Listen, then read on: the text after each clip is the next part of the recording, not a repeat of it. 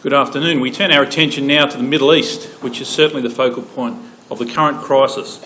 And we see the jigsaw puzzles of the geopolitical scene that God has painted in his word of prophecy that we've all been so keen for so many years to read, all coming together. I remember in 1989 there was a night where the Berlin Wall came down where everyone was so excited. I remember staying up late that night following the events on the radio. I remember two such nights this year that reminded me of that excitement. One was Brexit, the night of Brexit, when the world was not expecting Britain to leave the EU, but in fact it happened contrary to expectations, but not, as Brother Don has said, contrary to our expectations. And then the other night was more recently, and that is the coup in Turkey. We are seeing the world lurch forward. Sometimes the Middle East simmers, but we've seen it lurch forward in the plan of God in the last few months. Concentrating on the Middle East, this is the area that we're going to talk about today. We can see Turkey, Syria, Iraq, Israel being the epicentre of it all, of course. Jordan, Saudi Arabia and the Gulf states, Iran and Egypt to some extent. Sometimes the area that we're talking about is called the Levant. In fact, that's ISIL, the Islamic State of Iraq and the Levant. The Levant means the rising of the sun, and there's biblical overtones in that phrase, isn't there? But it refers to the eastern Mediterranean, and that's the east from which the sun rises. But of course, we're going to see another sun rise there soon, the Levant. There are four key Bible prophecies that are basic, fundamental to the framework of our understanding of what's to come. Daniel 2, Ezekiel 38, Daniel 11 and Joel 3. In Daniel chapter 2, we see the image stand on its feet. Then let the reader know that the end of all things is at hand, said Brother Thomas. For 150 or more years, we've been standing by expecting these things to happen, and we're starting to see those jigsaw puzzle pieces come together. We're starting to see the image stand upon its feet. Thou sawest till a stone was cut out without hands, in other words, with God's hands, which smote the image upon his feet that were of iron and clay and brake them to pieces. Then was the iron, the clay, the brass, the silver and the gold, that is, the territories of those empires which those metals represent, stand up and be broken to pieces together. And so we expect this map that's represented on the screen to come together as a big world empire. Alongside Daniel 2 is Ezekiel 38. And in Ezekiel 38 we have described two opposing alliances or confederacies of nations. The first is the alliances which is going to come against Israel, including Russia, described as the prince of Rosh, Meshech and Tubal, Persia, modern Iran, Libya and Ethiopia, all of them with shield and helmet, in other words, well armed.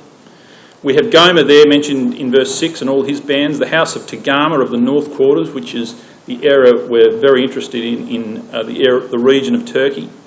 So these are all in one confederacy, and then against them, as Brother Don has spoken about, Sheba and Dedan and the merchants of Tarshish with all the young lions thereof, which includes our country, without question.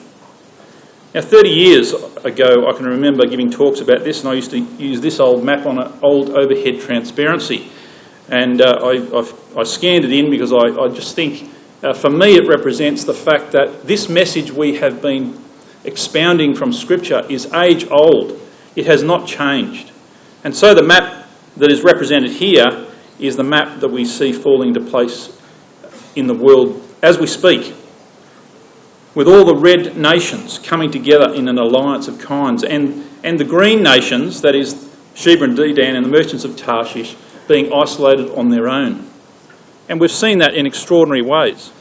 So that map there represents the extraordinary confederacy that's going to threaten Israel and invade Israel successfully and take Israel, albeit briefly.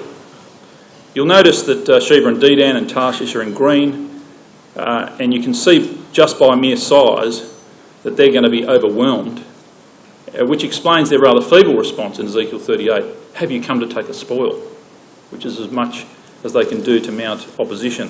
You'll notice also that Egypt, although not clear from Ezekiel 38, is in a slightly different colour to both red and green, and that is it's sort of a bone colour, representing the fact that Egypt will not actually be part of the Confederacy, but Daniel 11 presents that Egypt will actually be invaded.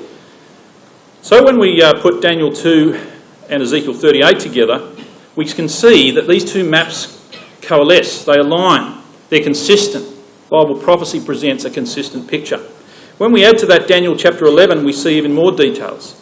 We see the king of the north, which originally, when Daniel wrote it, was meaning the power in control of Constantinople, or if you like, the Seleucid power, which also takes in Turkey and the northern region of the Middle East. The Seleucid power, which King Seleucus was one of the generals that took over after Alexander.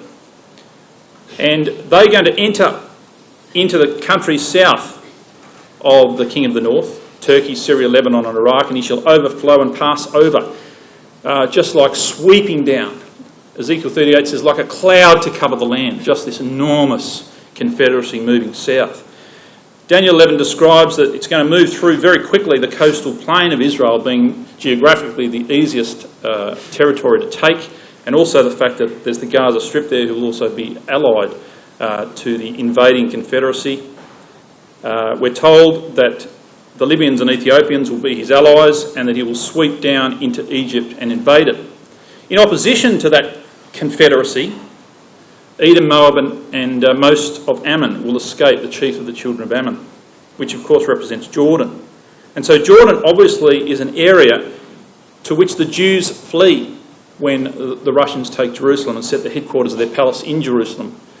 And 2/3, Zechariah tells us, of the Jews will be killed and 1/3 will remain and escape through Jordan and to this area of Sheba and Dedan where the merchants of Tarshish are located. And so if we look at the map of what Daniel 11 presents, we have this overwhelming force coming from the north, sweeping down through the coastal plain to Egypt. Here's tidings from the north and the east which bring the force back to Israel and takes Jerusalem. And there he will come to his end. But prior to coming to his end, he will set up the headquarters of his palace, his headquarters in that holy mountain. And the Jews will flee. Merchants of Tarshish and young lions and Sheba and Dedan will be secure in that area of Saudi Arabia. So there's Daniel 11 adding to our picture of Daniel 2, Ezekiel 38. Added to that we have Joel 3, which describes Armageddon in these terms: I will gather all nations and bring them down into the valley of Jehoshaphat, and I will plead with them there. And verse 4 says, Yea, and what have you to do with me, O Tyre and Zidon and all the coasts of Palestine? So in Joel 3 we have Tyre and Zidon and the coast of Palestine mentioned, which correlates to the area of Hezbollah in Lebanon and the Gaza Strip, the coast of Palestine, where Hamas is located. And so on the map we have Tyre and Zidon, where we know the Iranian-motivated Hezbollah is located, and the coast of Palestine, where the other terrorist group of the Palestinians is located, which, by the way, if you've given money to World Vision in the last 12 months, probably is funding that very organisation, as the Adelaide Advertiser reported this morning. When we look, so they're four of the major key prophecies, which all coalesce and give us a fairly good picture. And now as we look at world events, we can see these things coming to pass in remarkable ways in our own times. When we go back and look at the map of the Middle East before World War I, it's a very different picture. We have the Ottoman Empire. It was the sick man of Europe at the time and was dying, but it was still there in control of Israel. We had the British in Egypt and down in the area of Yemen and Oman, down the bottom of Saudi Arabia. And really we just had the British in Egypt, the Ottoman Empire, the Persian Empire and the Arabs. And that's how things looked at the beginning of World War I. After World War I, it was a very different picture. The country of Iraq emerged, the French mandate of Syria emerged, and Iraq was under British control and the French had a mandate over Syria, and the broad region of Palestine also came into being, and Lebanon. We don't have the country of Israel yet, and we don't have the region of Jordan either, but we're starting to see the modern Middle East take shape, which is very different to the map that existed prior to the start of World War I. So we saw it start to emerge. One of the things we need to understand about the Middle East, and probably you've heard talk of this, is the conflict between two sects of Islam, the Sunnis and the Shias, who had been struggling over control and dominance of the Islamic world for many years. In fact, Muhammad, their prophet, died in 632, and after only 22 years of religious leadership, he left it to his descendants, or those that would take control after him. And it was this very issue, who would take control of Islam after his death, that was the source of all the fighting. The Shia Muslims support the view that his nephew Ali was the legitimate successor, and that succession from then on as caliph should be based upon hereditary succession. The Sunnis, on the other hand, supported the election of a caliph by democratic vote, and supported Muhammad's prominent companion Abu Bakr as caliph. And so really this is the origin of much of today's conflict in the Islamic world. The first Arab civil war, the Battle of Siffin, over this issue took place in July 657. So it's only 25 years or so after the death of Muhammad. And it took place in a city called Araqah on the Euphrates, now in modern Syria. Now the significance of this particular location is that it's the very place where ISIS set up their headquarters very recently in March 2013. It was the first regional centre to be taken by the rebels in the Syrian civil war, and it has been bombed by Syria in the recent conflict, by Syria, by the USA, by the French, by the Russians, all bombing this very place. And so it becomes significant as a central location for this ongoing struggle. The Middle Eastern countries with the greatest proportion of Sunnis are Egypt, Jordan and Saudi Arabia. Egypt, Jordan and Saudi Arabia. These are the countries that are going to be uncertain, or certainly not supportive of the Russians and their confederacy. In fact, Saudi Arabia and Jordan will remain outside it, and Egypt only when it's taken over by the Russians, as described in Daniel 11. And so we can see that this Sunnis versus the Shias is a very significant battle. Just to identify that Araqah location, which is the site of the first battle between the Sunnis and the Shias, is in the hands of ISIS as we speak. ISIL recaptures areas from Syrian forces in Raqqa. ISIL fighters launch counter-offensive in northern province of Raqqa. Now, when we look at the map of Sunnis versus Shias, we see a northern swathe through Syria, Iraq, Iran, which are dominated by the Shias. And those countries in blue on this map are countries where the Sunnis are dominant. And we need to understand this tension between these two sects of Islam to understand how things are going to turn out in God's purpose. In fact, if we see it there, it's almost a map without Turkey, and Turkey's going to be invaded, we believe, by Russia. But already there is a swathe of the old Seleucid Empire that is already allied to Russia. And once Russia takes Turkey, they've got their confederacy in place. And yet you've got this Sunni area, which is Saudi Arabia and Egypt, that is exactly in line with what we're expecting from Bible prophecy, from those four key prophecies we've mentioned earlier. And you've got this conundrum of Yemen down the bottom there, which we expect to be also Sunni, but in Yemen you've got about 50-50. You've got about 50% to 50% Sunni versus Shia, slightly more Sunnis, and there's a civil war going on there right now. And we can predict, can't we, from Bible prophecy, how that civil war will take shape. It's also important to understand that not all Islamic countries are Arab countries. This is the Arab League countries. You'll notice that Persia or Iran is not one of them. Turkey is not one of them. They are non-Arabic speaking Muslim countries, but the Arab League countries are all Arabic speaking. So turning to Iran then in more detail, this is an ancient civilization. This is the civilization of Persia.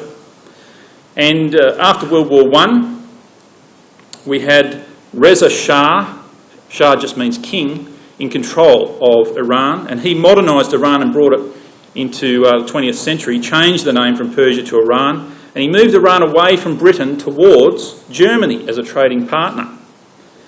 And he was deposed after Britain and Russia actually invaded Iran in World War I.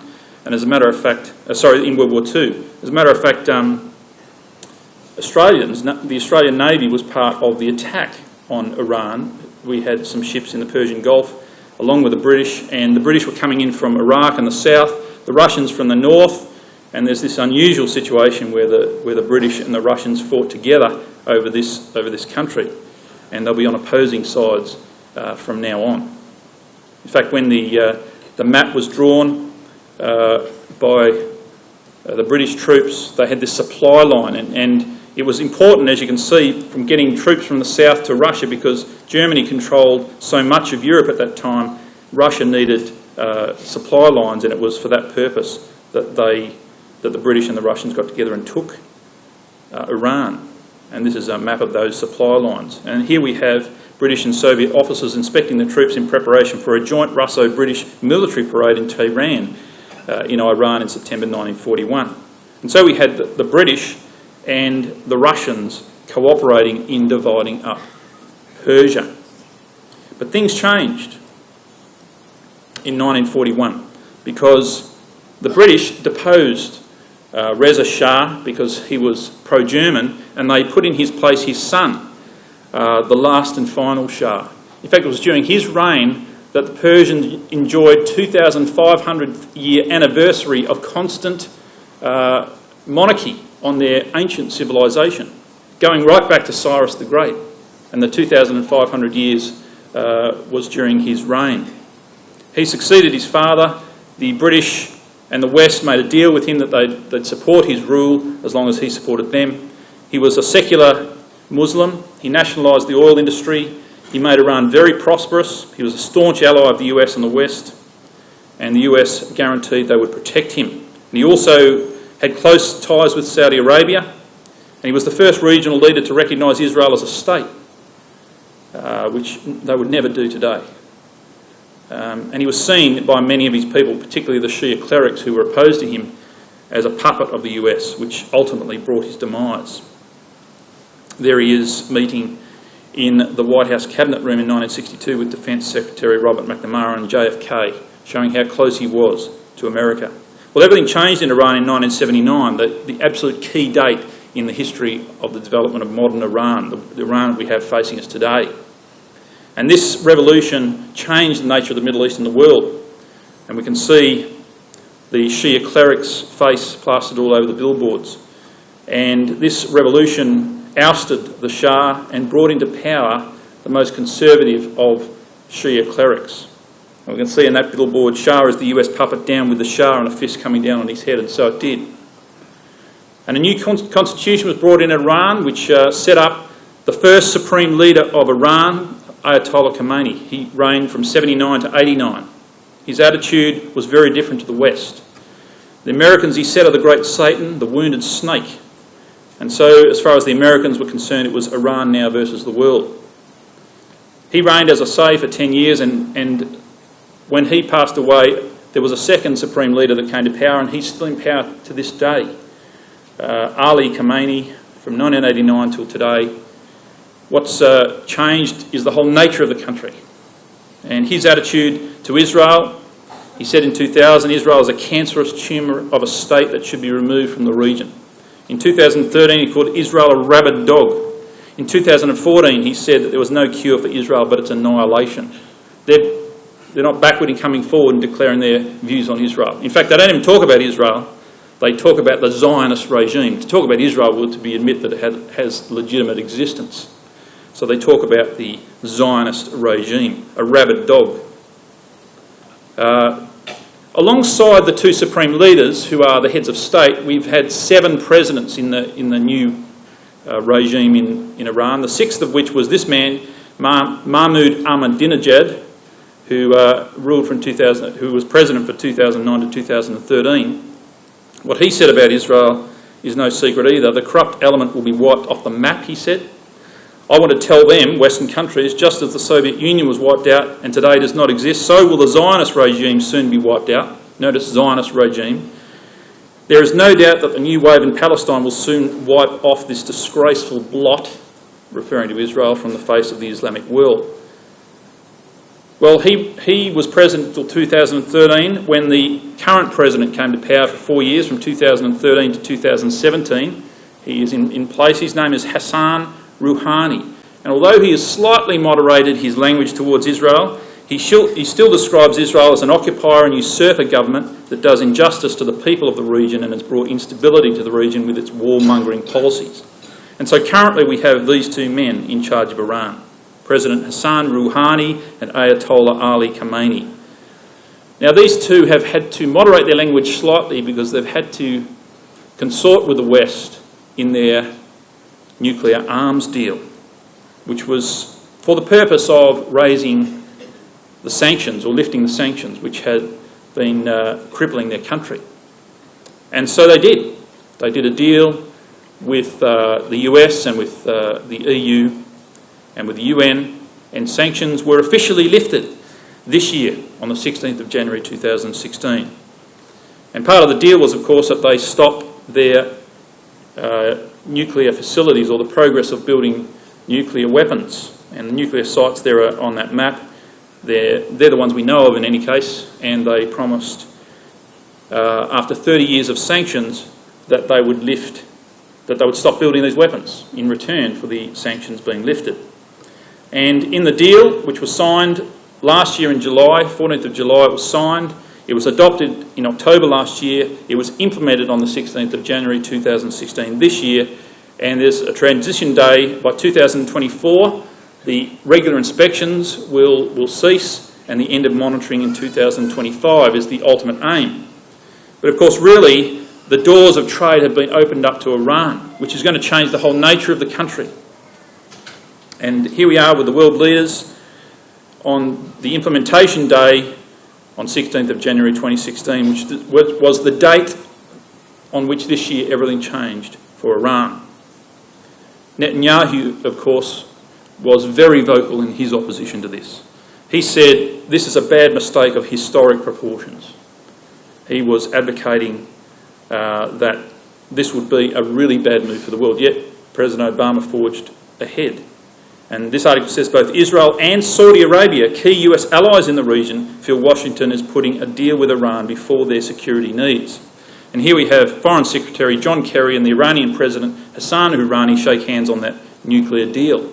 And we can see who has the cheeky grin on his face. Who's the happiest in the room on the day that that was signed? Here's another picture. Who's the happiest in the room? And here he is again. Very happy man, because it's opened up Iran to the world, and they can sell their oil, and more importantly, they can buy armaments and build up their military. At the same time he's shaking John Kerry's hand, we have Grand Leader, Supreme Leader, shaking Putin's hand, because Iran has oil and gas for sale and Russia has weapons. We're open for business, says the Supreme Leader. And so it is, wasting no time. Russia's latest weapons sale to Iran shifts the balance of Middle East power. Iran to spend $8 billion on Russian weapons and warplanes. And so already, in just a few months, we've had negotiations for weapons in Iran. And Iran vows to continue the military high-tech cooperation with Russia. And they've got advanced Russian defence systems in place. They've got fighter jets. They've got tanks being delivered. It's unprecedented. And Iran have huge wealth, a lot of money to spend, and they're spending it on Russian weapons. Now, turning our attention to Saudi Arabia and the Gulf states, we have Saudi Arabia, Oman, the United Arab Emirates, Qatar, Bahrain, and out on its own a little bit at the moment, Yemen, but we certainly believe that will come on board because that's Sheba, that's biblical Sheba. Whereas Saudi Arabia and the others are the Dedan of Ezekiel 38. In Saudi Arabia we have a monarchy, not a Shia monarchy but a Sunni monarchy. They're opposed to Shia monarchy that is in place in Iran. And we've had King Abdullah from 2005 to 2015 and currently King Salman from last year, January to the present. Saudi Arabia is the land of two mosques because they have Medina and Mecca, the spiritual centre, if you like, alongside Jerusalem with the mosque that's there, the Dome of the Rock, the three most holy places. And this is the centre of Islam. And this Saudi Arabian kingdom has been in place since 1932. It's a hereditary monarchy based on Islam. They discovered oil in 1938 in Saudi Arabia and has since become the world's largest oil producer and exporter, controlling the world's second largest oil reserves and the sixth largest gas reserves. So they are the centre of the world energy economy. They're a very high income economy and the only Arab nation to be part of the G20. So they're very wealthy, very wealthy. Iran wanting to become just as wealthy, but at the moment Saudi Arabia is also in a rush to buy arms to counter Iran's attempt to buy arms. And in fact, Saudi Arabia has the fourth largest military expenditure in the world and is the world's second largest weapons importer. Saudi Arabia spends more than 10% of its GDP on military expenditure. And Saudi Arabia is buying arms. And the Saudis lead Middle East military spending. They're the fourth largest military budget. The kingdom spent $67 billion in 2013. They're fourth behind the USA, China and Russia. And so we've got a huge build-up of arms in Sheba and Dedan going on. So we've got Saudi Arabia, Sunni, versus Iran, Shia, and it's a simmering Cold War. They're two giants jostling for power.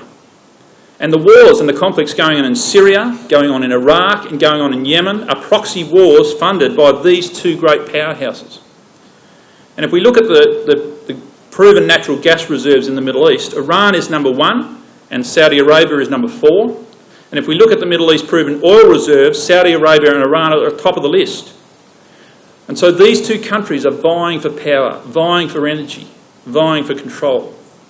And all the other militant groups that are emerging, the rebel groups, are actually splinters of one or other of these two mighty powers. In fact, in 1979, when the Shiites in Iran came to power, there were extremist groups of Shias emerged, like Hezbollah, the Dawa Party, the Islamic Supreme Council of Iraq, and Hezbollah in Lebanon. They're the Shia extremist groups. And at the other end, we have the Sunni extremist groups, the Islamic Front, al-Nusra, and ISIL, which came from the Sunni end of things. And when they're taking over areas of Syria and Iraq, ISIS Sunni don't really want to admit that ISIS represents Sunni in any way at all. They think they're crazy extremists.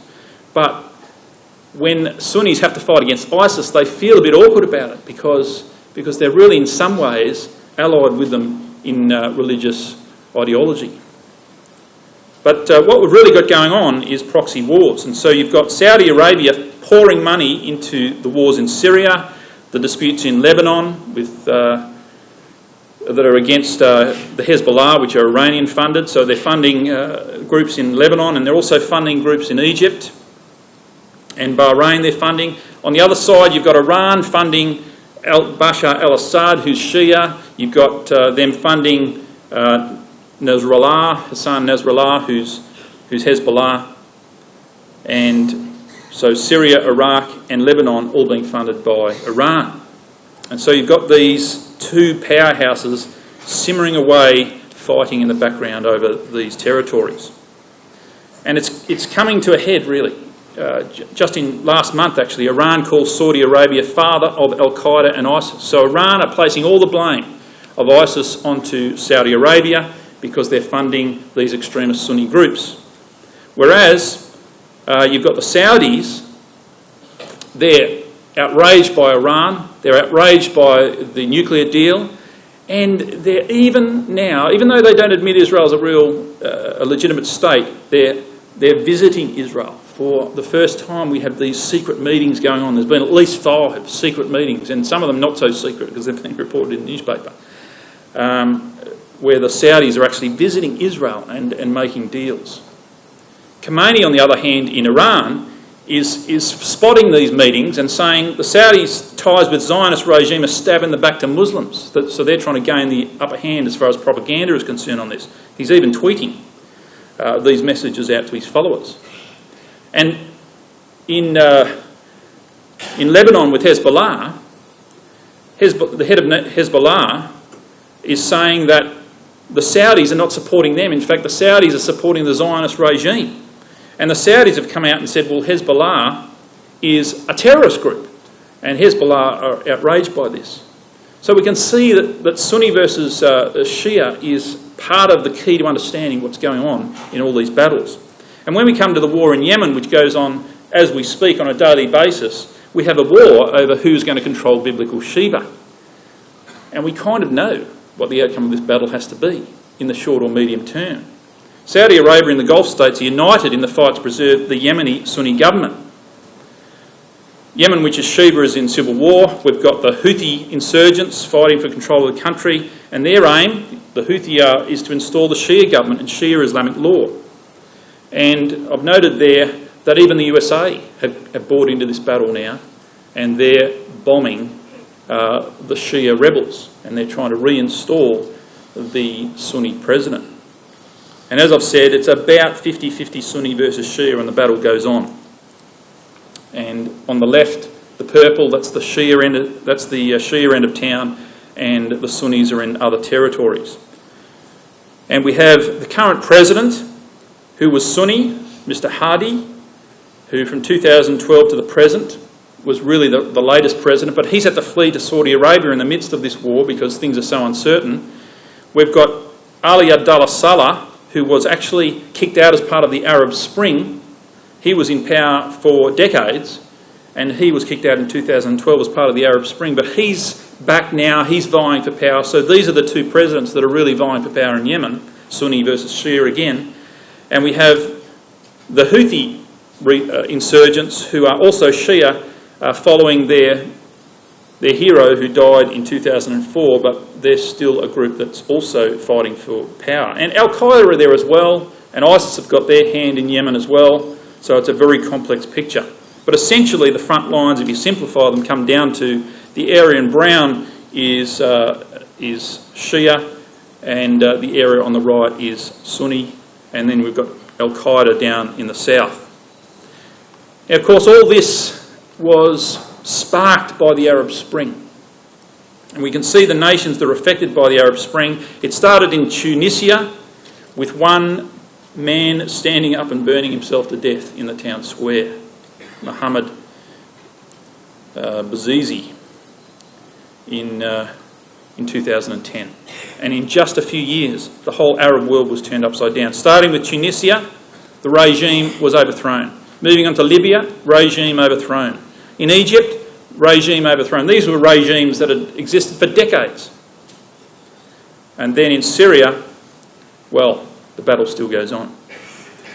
Apart from these attempts at real regime change, there's also been unrest in Jordan, Saudi Arabia, Oman, Morocco, Bahrain, Algeria and Mauritania. All these Arab countries have been affected by the Arab Spring.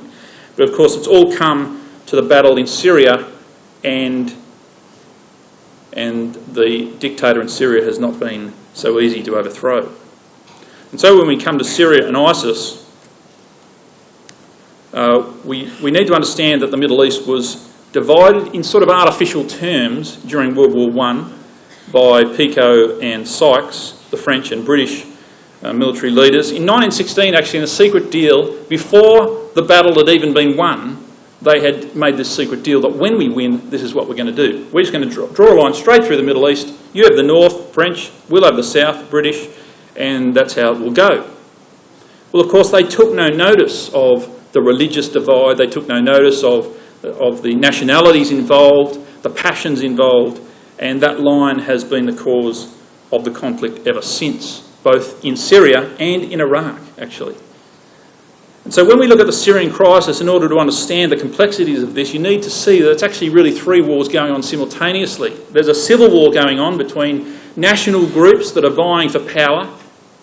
You've got a holy war going on between Shia and Sunni and the various sects within those. And you've got a cold war going on, where you've got Saudi Arabia and Iran and the US and the West and Russia all vying for power. And so you've got this cold war going on where no one really admits that this is really a worldwide battle in a way. It's just kind of like proxy. We'll all stand back and we'll prod, and we won't go to full-scale war.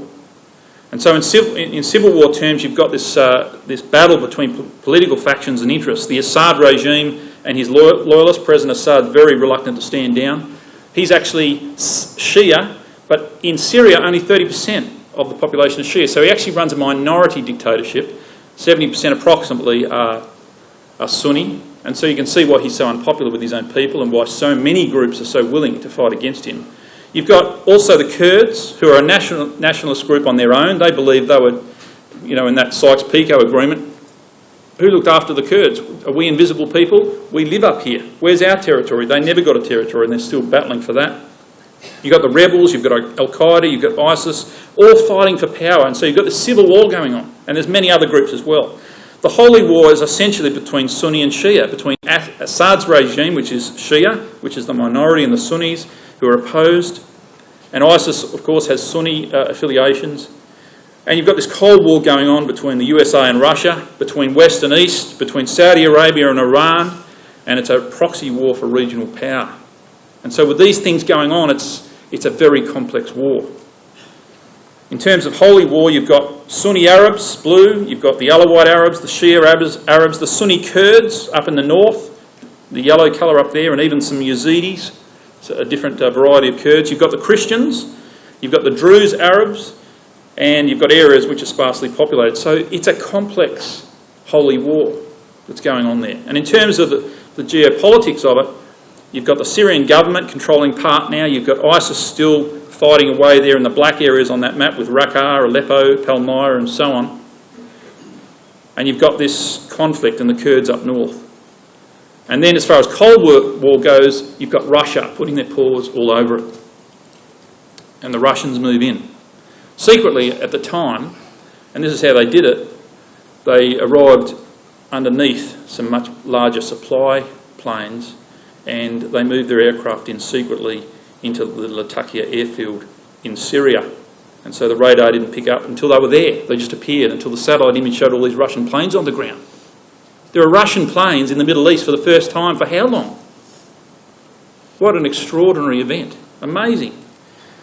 The Latakia airfield is... So Syria has this small length of Mediterranean coastline and all their main infrastructure is over that side. And you've got the Latakia airfields and you've got the Tartus naval base. And Russia has their equipment in both of those locations and they've run their sorties from there. And just most recently in the last map that has been put out in terms of Russian airstrikes, they're still going on. Even though Russia has pulled back a bit, they've taken some of their planes out, they're still there striking, and all those red and black spots represent Russian airstrikes that are going on right now. Russia have their planes in action. And it's questionable whether this is true. There's some disputed reports here, but Russia was reported to be sending its largest warship to Syria as Putin prepares a final push to destroy ISIS. And their largest aircraft carrier may be motoring its way, although it's difficult to know the truth of these things. It has caused the greatest crisis, the greatest refugee crisis that we can imagine. And we've got all these refugees. The biggest refugee crisis since World War II, 2.5 million of them are in the mountains of Turkey. Over 1 million in Lebanon, 600,000 in Jordan, and all strewn all through Europe. And we know the trouble that's caused in Europe. And in fact, the dissatisfaction over all these refugees arriving in Europe was a factor that influenced the British to vote out. When we come to Iraq, we've got a country with a power vacuum. Again, to understand Iraq, we need to understand that it's about 60% Shia. They're the green. And up north, we've got, the northwest, we've got Sunnis. And right up north, we've got the Kurds. And this is an argument that can't easily be solved. And we've got some personalities here involved. We've got the current Shiite Ayatollah Sistani, who's in control of part of Iraq now. And we've got the Sheikh Dalami, who's the Sunni Sheikh in the north. And we've got the Kurdish leader Masoud Barzani. And so you've got these three personalities vying for control of Iraq now that the Americans are out. And this uncertainty goes on. You've got influential Kurds now putting their hand up. And in fact, the current president of Iraq is a Kurd. The Kurds have this inhabited area up the north of both Syria and Iraq, and they're trying to get their own autonomous region. In fact, they have their autonomous region now, but they want it recognised by international community. And you've got all these Kurdish personalities having an impact, including the former president and the current president of Iraq are Kurds. And so we have this complex map of Iraq where ISIS also have control. When we look at Libya, which is mentioned in Ezekiel 38, we understand what needs to happen to Libya. Getting rid of Gaddafi created another power vacuum that hasn't really been solved at this point. And just a couple of days ago, the United States announced that they were launching more airstrikes on IS in Syria. And so you've got this war going on in Syria, again, a proxy Cold War between these power brokers, and we know where Libya has to end up. Turkey, well, there's 80 million people that live in Turkey. It's an Islamic country, it's Sunni. But, well, what an uncertain place right now. It is such an important country geographically, strategically one of the most important countries in the world, particularly when you look at Russia and their intention to invade the Middle East. Not only geopolitically is it important, but religiously it has an importance. In Istanbul, you've got the Hagia Sophia, that particular building there, which was the home of the Eastern Orthodox Church, the home of Constantinople. It was the place where the Eastern Roman Empire had its headquarters religiously. The emperors worshipped in this place. And when the Ottomans took over, they just turned it into a mosque. And this is a struggle between East and West. It's not just a struggle between Shia and Sunni, it's a struggle for Christendom. And I happened to be there last year in July, and I took this photo of the Hagia Sophia walking towards it. And I was in the very place where ISIS have attacked in that main square in the centre of Istanbul. As a matter of fact, when I was in that square, I met this gentleman, whose name is Ahmet Davutoglu. He was the Prime Minister at the time, and I shook his hand. I'm not sure if that's going to... I've got a bit of a video there, but it's not going to work, I don't think. But he's been deposed... Well, he resigned. He resigned in July last year. May this year, I beg your pardon, he resigned because of differences with Erdogan, the president. And so the current Prime Minister is this gentleman, but really the main powerhouse is this man. And he's trying to take Turkey back towards tyranny and Islamic law, but really Turkey's in a state of flux. And some are predicting it may turn into another Syria with...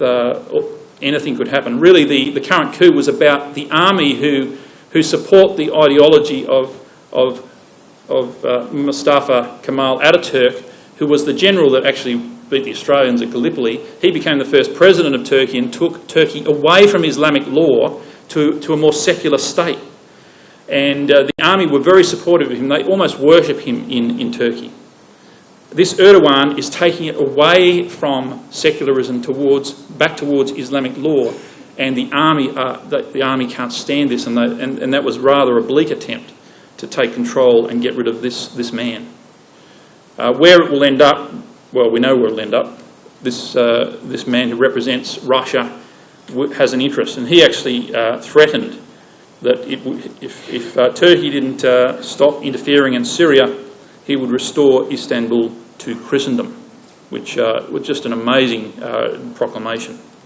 And Russia is very keen on securing the Bosphorus, the Sea of Marmara and the Dardanelles so that it can get its ships from the Black Sea, where they're located, down into the Middle East. We watch this space, and just in a few days Erdogan is travelling to Russia to try to build bridges again. You might remember that they shot down a Russian plane, and Putin's been asking for an apology ever since, and he got one recently, which has enabled these two men to come together. But it's going to be interesting to see what happens. The coup has changed everything really in Turkey. Can't really even safely travel there now. It's in a state of emergency. A state of emergency really just puts the power in the president's hands as opposed to the government, and he controls the military. But since then he's sacked 60,000 public servants, teachers, academics. Anyone who who has an education almost. It just seems bizarre what's going on there. It's certainly going to be interesting to watch. And Russia has their eyes on that location, and it may be that Russia need to move down to settle things down. Moving briefly to Israel now. We know what to expect in Israel. In Ezekiel 38 it says, "I will go up to them that at rest and dwell safely, all of them dwelling without walls and having neither bars nor gates to take a spoil and to take a prey." Israel will dwell safely and confidently. It will be so wealthy as to be attractive for the invading alliance. In 1 Thessalonians 5, the same message, peace and safety, then sudden destruction shall come upon them. Israel are the most advantaged by the dispute between Sunni and Shia, because while they're fighting, Israel has peace. And while Israel has peace, they have time to build their industry, which leads to prosperity. And as we've heard, Putin is a very close friend of the Jews and is a close friend of Mr. Netanyahu. In fact, the closest thing to a friend Israel has ever had in Moscow. He's a friend of the Jews because he had a lot of friends growing up amongst the Jews, and this picture of this woman here was his old high school teacher, and he went to Tel Aviv and bought her a unit in Tel Aviv because he remembers her so fondly. And he's a close friend of the chief rabbi of Russia, Beryl Lazar, and he sends him greeting cards, and he's well known to be a friend of the Jews. And this particular rabbi said he's a pro-Jewish leader. In fact, he says he's fighting anti-Semitism more vigorously than any Russian leader before him. And so the Jews, even in Russia, are supportive of Putin. And recently, you might have read in the news that an Israeli Defence Force tank was returned by Russia as a sign of friendship. And Netanyahu went to Moscow to pick it up. And there's this increasing ties. Now, Putin may have ulterior motives for this friendship because Israel have discovered oil. A discovery of oil in Israel means that the Jewish state could soon produce significant quantities of black gold and potentially change the face of the Middle East. This report says, with enormous excitement, the chief geologist talked about the immense wealth that it could bring to the Jewish state, which has long yearned for its own resource of black gold. Now, this gold, which is actually this oil, which has been found in the Golan Heights, is 350 metres thick, when typically thicknesses of oil deposits are 20 to 30 metres thick. So it's 10 times as deep. It is, of course, in a strategic location in the Golan Heights, which is no doubt going to cause some concern for some. Up here in the Golan Heights, in a place called Katzrin. In addition to the oil that's just recently been discovered, Israel, of course, have natural gas deposits, which are huge. We have Leviathan, which is the biggest. We've got Tamar, which is currently online, and they're tapping into that. We have this map here of the sea, the territory of the sea where these natural gas reserves are to be found. And they are massive, and they are going to bring great wealth. The Leviathan natural gas field has 622 cubic metres of natural gas reserves. It's not expected to come online, but Tamar already has. And you know, Netanyahu and Putin have been talking. Russia is seeking a bigger role in Israel. And it's interesting that it's been reported in their discussions that they're talking about the Leviathan gas fields. And what stands out is the strong possibility of Russia's Gazprom, their company, developing Israel's Leviathan gas fields. And this has enormous implications for the future of the Middle East. Enormous prosperity for Israel, friendship, peace and safety. With the Saudis, Israel have had 5 secret meetings, it was reported in June, to discuss a common foe, Iran. Israel and Egypt, President El-Sisi has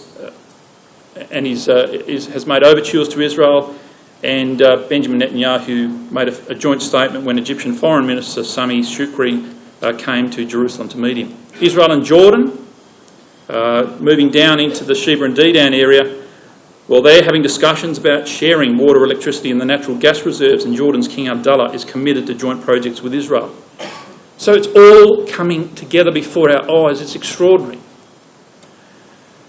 Just finally, the extraordinary domino effect of ISIS as I see it. ISIS, you know, you think, well, we didn't see ISIS coming. Where did this come from? What's the purpose of it? When I look at it, there are an enormous number of impacts that ISIS has brought. It's like dominoes have fallen over. The Middle East has been destabilised and led to these new rivalries and alliances. The second thing is it's engendering violent Shia versus Sunni holy wars.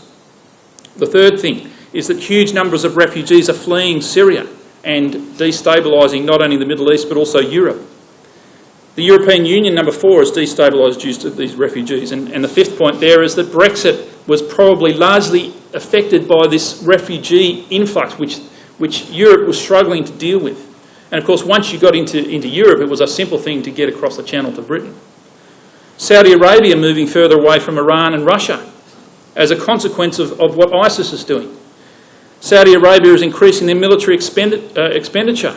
They're now number 4. Iran's links with Russia have been strengthened. Iran's needs for weapons are more urgent, and so it pushed their nuclear deal. Saudi Arabia invading Yemen to crush ISIS there. We've got Russian planes brought to Syrian soil. We've got the weakening of the influence of the USA and the strengthening of the Russian presence. We've got ISIS terror attacks around the world bringing a new sense of fear and uncertainty. Men's hearts failing them for fear. And yet, with all that, it's bringing peace and a time of stability to Israel. Saudi Arabia, Jordan and Egypt are nurturing relations with Israel. And so, as we conclude our comments, what an extraordinary year we've seen. And the exhortation of Romans 13 comes to mind, knowing the time. It is now high time to awake out of sleep, for now is our salvation nearer than when we believed. The night is fast spent, the day is at hand. Let us therefore cast off the works of darkness, and let us put on the armour of light.